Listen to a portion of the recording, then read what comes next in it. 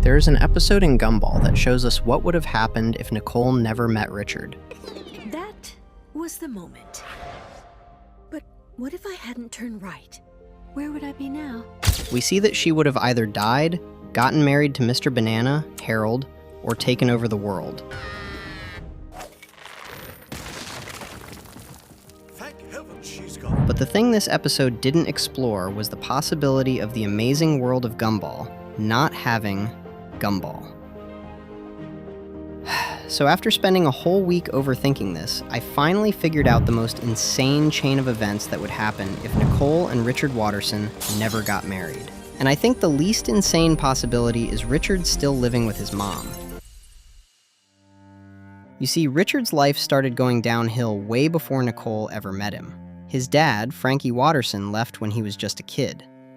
And when that happened, his mom completely lost it. She became overprotective to the point of suffocation, making Richard believe everything is dangerous and that he can't do anything for himself. And we've already seen how this style of parenting has gone so deep that even jobs literally reject Richard, and the world falls apart if he ever manages to get one. We actually see how bad this gets in The Authority.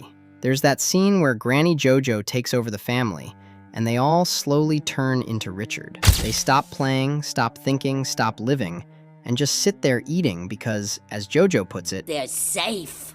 they all become fat, clueless, and mindlessly happy, exactly like Richard. When Nicole comes back, she realizes what JoJo's parenting really did to him. It wasn't just bad habits, it's literally the reason Richard has no common sense. JoJo raised him to be so safe that he never learned how to live.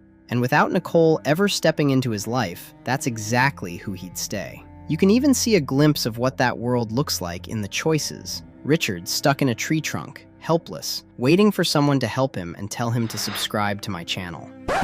Please guys, subscribe to my channel. I'm trying to get to 20,000 subs before the year is over. It's totally free, but it helps the channel more than you know. So, how? Well, I was feeding a squirrel some nuts to see where he hides all his nuts, Okay. and it worked a little too well. This wasn't just a gag. That's basically his entire alternate timeline. He would have spent his whole life like that, bumbling, fumbling, eating cereal on the couch while his mom tells him the world's too dangerous. And when JoJo eventually dies, Richard would completely fall apart. He'd have no one left to tell him what to do. He'd then end up just like his dad, broke, homeless, drifting through Elmore and pretending everything's fine. Unless he'd become a villain. If there's one thing we've learned from watching Gumball, it's that Richard doesn't need to try to cause chaos. It just happens.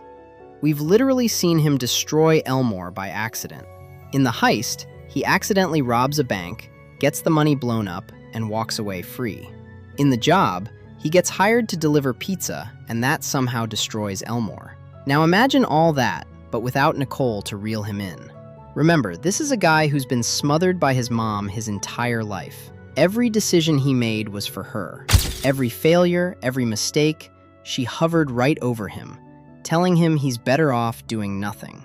That kind of pressure breaks people.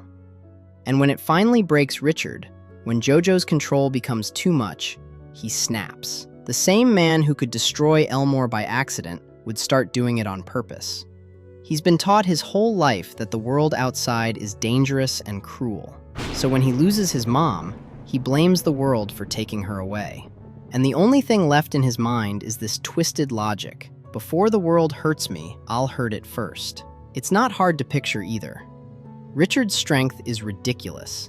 He can throw cars, tear through walls, survive explosions, and that's him being goofy. If that energy ever turned serious, Elmore wouldn't last a day.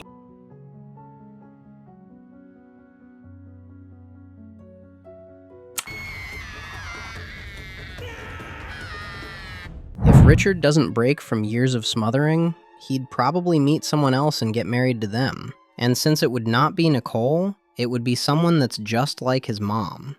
And if that happened, Nicole wouldn't even know or care because she'd be so busy taking over the world. In the choices, when Nicole imagines the different versions of her life, one of them literally shows her ruling the planet.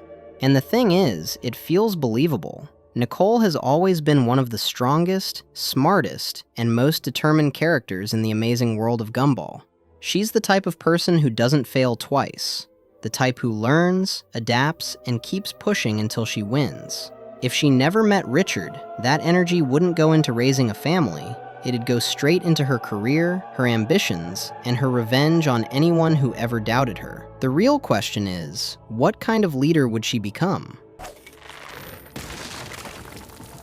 Thank heaven she's gone.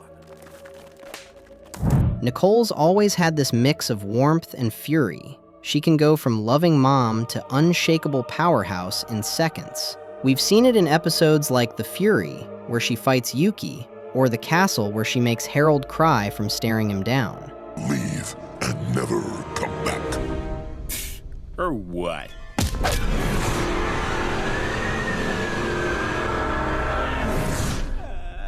Even the remote shows how quickly she can outthink and overpower everyone around her when she's determined. Now take that same energy, remove the family dynamic, and give her full control of her time and focus, she'd dominate the world without even blinking. She could easily become the CEO of Joyful Burger, then buy Joyful Burger, then take over Elmore itself. But without Richard or the kids to ground her, that drive might start to twist. She could lose her empathy, seeing everything as a problem to solve instead of a life to protect. It's easy to imagine her ruling through perfection and fear, convincing herself it's all for the greater good, because that's exactly what her parents wanted her to be. Perfect. So if she doesn't end up this way, she'd end up living under her parents' shadow. Meeting Richard is what motivated Nicole to break away from her parents, and if there was no Richard, it's okay to believe that Nicole wouldn't have done that. But did you really have to walk out like that? I left because there was no point in trying to fix something that was beyond repair. I wanted to start over and create something better. We see how bad their relationship really was in the parents. She tells Richard she hasn't spoken to them in 20 years, 2 whole decades of bad blood and silence. And when they finally show up, it's awkward from the start. No hugs, no warmth. Okay, I'll start. When they finally start talking, it's like years of bottled up resentment explode at once. Like how you made me wear those ridiculous clothes my whole life. Nicole talks about how they made her wear ridiculous clothes her whole life, how she was literally born wearing a suit. We only wanted the best for you. What? Like the time I needed a blood transfusion and you gave me the wrong blood type? Why settle for B- when you can have A+? Her parents defend it by saying they just wanted what was best for her, but you can tell they never really saw her as a person, just a project to perfect. Nicole wasn't even allowed to be a kid. They signed her up for every after-school club, expected straight A's, and when she pushed back, they called her difficult. Sure, she had anger issues. She admits she kicked a neighbor's car and got in fights, but that came from years of being suffocated by impossible standards. And the thing that hurt them most was Richard, the man Nicole chose because he was everything they weren't: messy, goofy, real. Her parents hated that. They even tried setting her up with someone else. That's how little they respected her choices. And without meeting Richard, Nicole would have never had that moment of defiance. She just stays in that house, always trying to meet their expectations, never feeling good enough. In The Parents, we finally see a moment of closure, that hug at the end where Nicole tells them she doesn't want excuses, she just wants them back.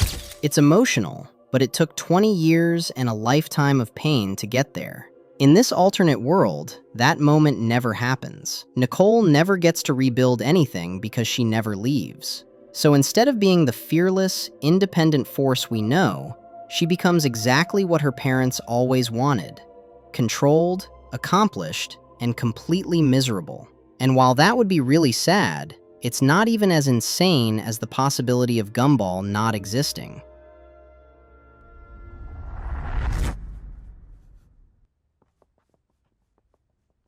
Really? Still trying to set me up with some banking dweeb? Let's say Nicole eventually meets someone else, probably through her parents, at some high-profile job.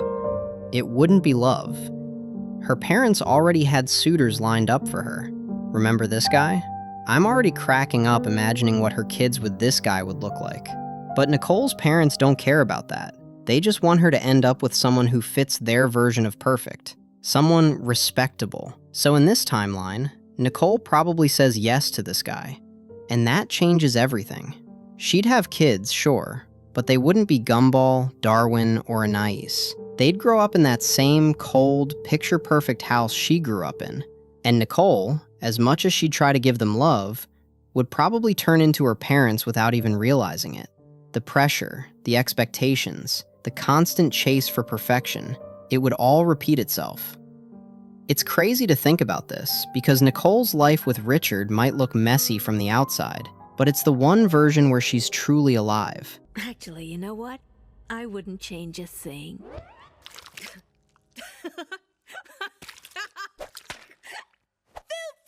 What I really find most insane about this possibility is Gumball Watterson not existing. Can you imagine it? Well, I can. And I know that it would be more than the loss of a single character. It would be the unraveling of an entire universe. Watterson. Gumball Watterson. Is that all one word or with a hyphen? What? Like Watterson, Gumball, Watterson, or Watterson, Gumball, hyphen Watterson? No. It's Watterson. Gumball Watterson. Like double barrel? No. Gumball is the core of Elmore. Every weird event, every conflict, every moment of heart all starts with him. He's the reason half the town even interacts with each other. He's the reason the family grows, changes, and stays together. Take him out, and everything around him starts to collapse. Without Gumball, Darwin never becomes the Darwin we know. Remember, he started off as a pet goldfish. It was Gumball's love that made him grow legs, lungs, and a heart. Without that bond, Darwin would still be swimming in a bowl, or worse, he'd turn into one of those cursed, overgrown Elmore creatures that terrorize the neighborhood. A talking fish who's bitter, jealous, and completely unhinged. Brutal and blunt. It will hurt when I sing. On the other hand is Rob, the villain that gives Elmore its sense of danger and mystery. Rob only exists because of Gumball. His entire descent into the void, his obsession with balance, and his hatred of Gumball are all connected to him. I will be your nemesis. Oh, cool. If Gumball isn't there, Rob never falls into the void.